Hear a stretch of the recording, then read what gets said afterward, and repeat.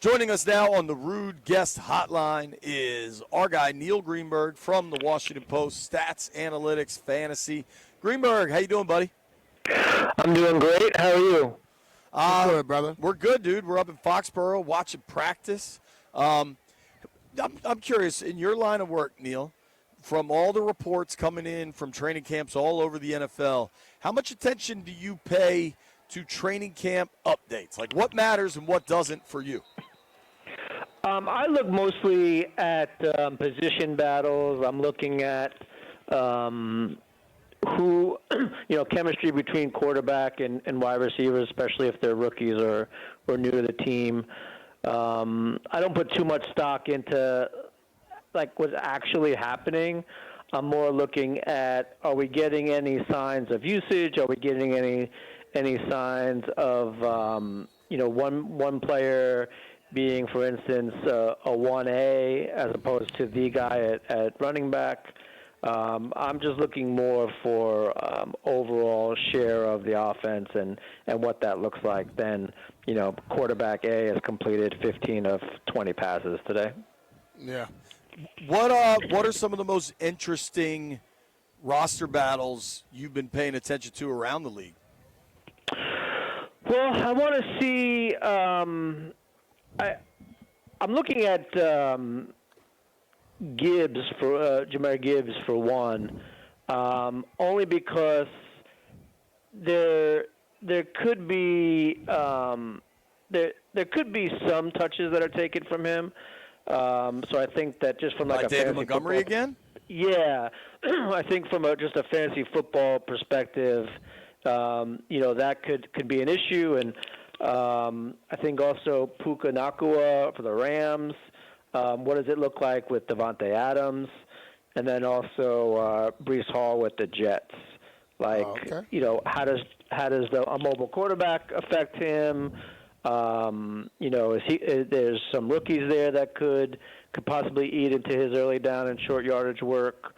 So those are what I'm looking at right now in terms of what's going on around the league. One running back situation I've found pretty interesting is the Chargers. They drafted Omari in Hampton, but they paid to get Najee Harris to come to town. Najee then has that 4th of July fireworks situation. What do you make of that Chargers offense where they're going to run the hell out of the football? Yeah, I mean, the running game is going to be more consistent. How much does Harris get? How much does Hampton get? I do like that Hampton can also contribute in the passing game, and I think that that's going to help him stay on the field. Harris is probably the featured guy, but again, when you have the ability to also catch passes in the modern NFL, certainly from a fantasy standpoint, that's valuable. But we've seen this before with coaches. I mean, they're not reluctant to change much, especially among running backs, if one guy's getting the job done. Yeah, I mean, it's definitely something that's interesting to watch. Personally, I prefer Hampton over Harris just because of the situation. Yeah, I mean, it's definitely an intriguing one. Who do you think is the most attractive commander for fantasy football? Jaden Daniels. I don't know if it's close. Mm-hmm. I know there's some uncertainty with obviously with the Terry McLaurin situation, but I don't think there's much difference between Lamar Jackson, Josh Allen, Joe Burrow, and Jaden Daniels, and maybe even Jalen Hurts from like a fantasy football perspective. I think Jaden's running ability especially is very valuable. Again, I don't know what's going to happen with McLaurin. My assumption is that he's going to be in camp.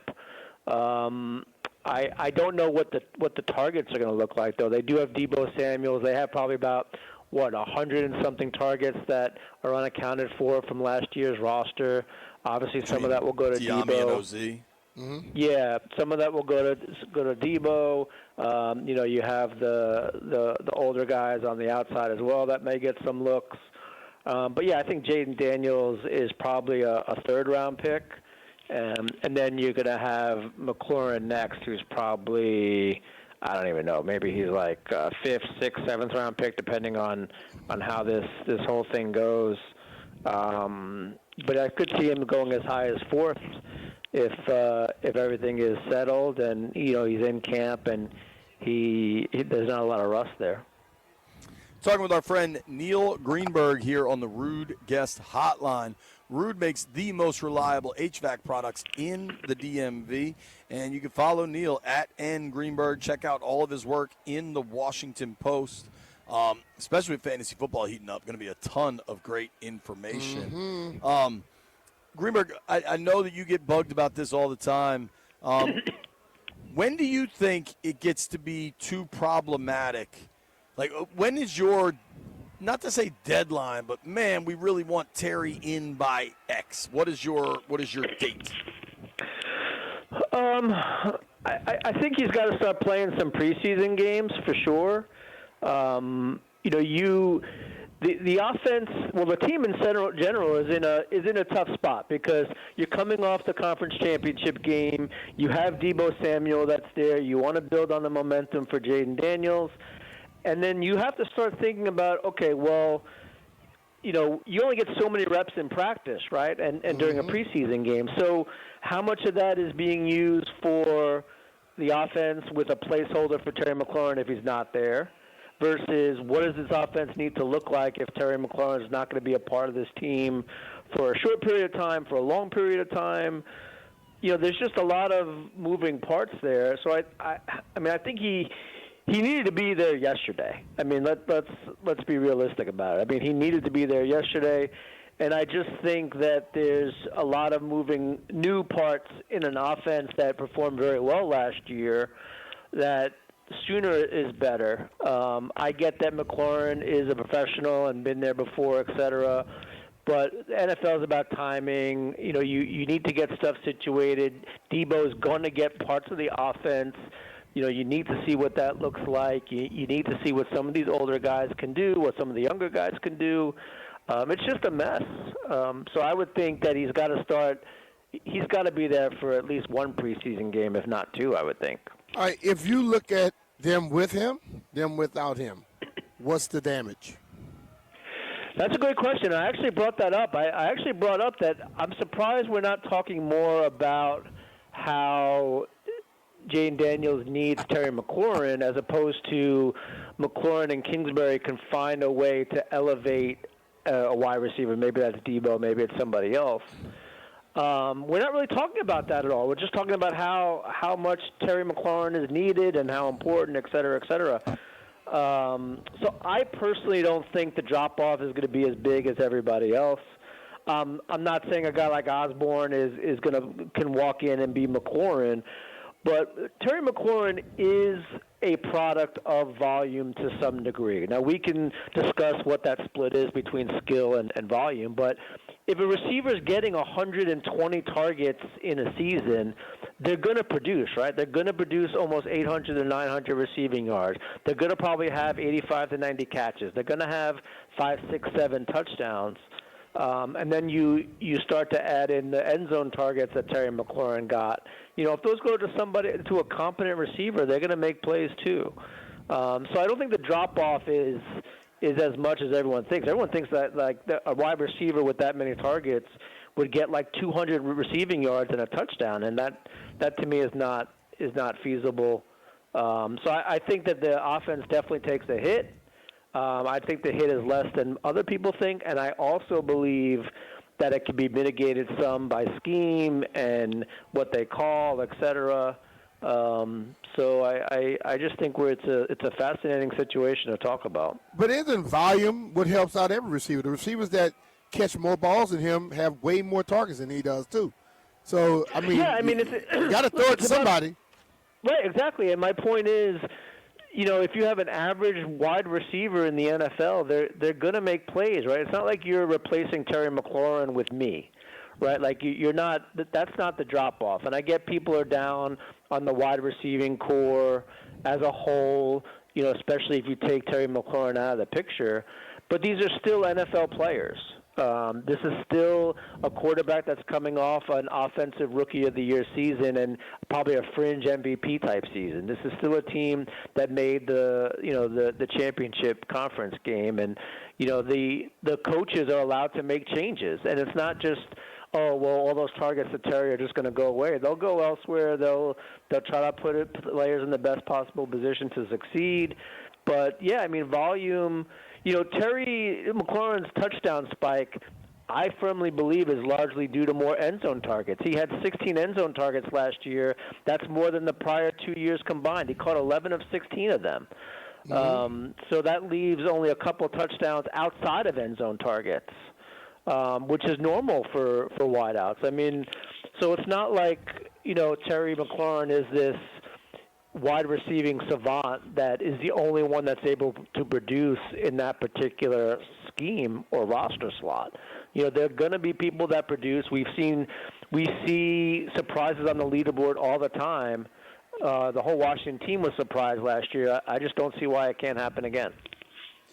Talking with our friend Neil Greenberg here on the Rude Guest Hotline. Rude makes the most reliable HVAC products in the DMV. You can follow Neil at @NGreenberg. Dude, since we're here, Neil, what do you think of this Pats team? What do you think of Drake May? I mean, I'm bullish on the Patriots, probably more so than others. I think that their schedule is relatively easy. I think that they won only 4 games last year, which I really do believe is kind of like the low bar for a poor team in the NFL. I know we've had 0 wins, 1, 2 wins, et cetera, but there's so much parity in the NFL. I think the true floor for an NFL team is probably 3 or 4 wins. And I think that they can build off that. They don't have a terribly tough schedule. What is their win total? Win total was only like 4.5, 5.5, I think. Yeah, I could. You go over on that? I'm way over on that. I think they could probably win like 6 or 7 games. They got to beat the Jets. They got to beat the Raiders. They play in the AFC East, but other than that, it shouldn't be too difficult. Yeah, like they should split with the Dolphins, right? I think a path to 5, 6, 7 wins is certainly there. So yeah, I'm probably bullish on the Patriots more than most. Well, I think a big part of it is Mike Vrabel. And B, you remember we were watching and we saw a coach dive into the pile to kind of prevent the big fight? That was Vrabel. Yeah. I've since seen the picture. He's all bloodied up. Fool. I mean, I don't care if I'm the head coach or not. I don't care what I played.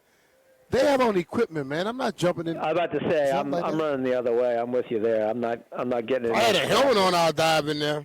300-pound, fully suited up football player. So, yeah. Yo, some people got loose screws, man. Since Brian and I just got to watch the number 2 and the number 3 overall pick from last year's NFL draft, I thought Jaden was great. I thought Drake May really flashed. I was talking with somebody up here, and I think a lot of Patriots people were going to be really happy with whoever they got at number 3 if they got to decide between Jaden and Drake.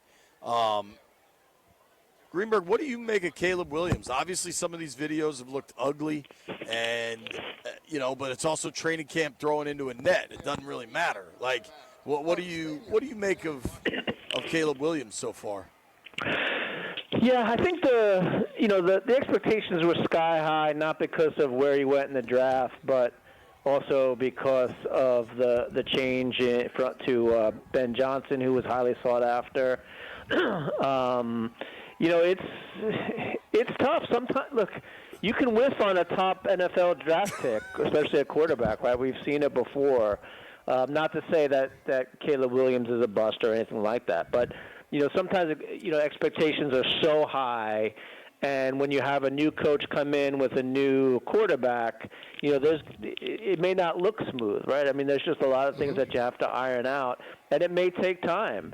We were lucky enough to see Jaden Daniels kind of produce right away, but even Sam Howell had he had a ramp up period. Then it seemed like he started to get it. Obviously, things fell apart, but I don't think he was in nearly the situation that Caleb Williams is. It certainly doesn't have the draft pedigree that Williams has. So I think we just need to be patient. There's too much put on these kids too soon. Who's going to be the next Patrick Mahomes?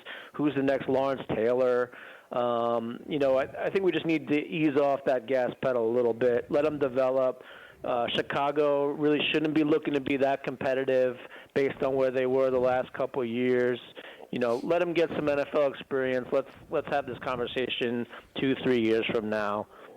Yeah, but it don't work like that, Neil. It doesn't work like that. If I put all that money into you, I draft you first. I don't have no 3-4 years to wait. You're right. You're absolutely right. But it's really unfair to them, right? No, it's not. They're getting paid. It sounds to me, Neil, that you think the Giants should have given Abdul Carter 56. Just go ahead and anoint him the next LT. The fact that he even asked just shows that he doesn't really get it. But like you. No, I just show you young kids today. Well, the best part is after he couldn't get 56, he asked for 11. Probably completely, I know. And completely oblivious to the fact that Phil Simms ever existed. Right. Yeah. I mean, look. You see X's and O's on the chalkboard. You saw 56, right? Like that wasn't no X. That was right. That was number 56, and you need to know where he was at all times. Yeah. And like we'll never. I say never, but we're not going to see another person like that. That was just lightning in a bottle. Absolutely. He was that. Hey, thanks for your flexibility today, Greenberg. Appreciate you, buddy. Appreciate you, Neil. Sure thing. Love you guys. Talk to you next week.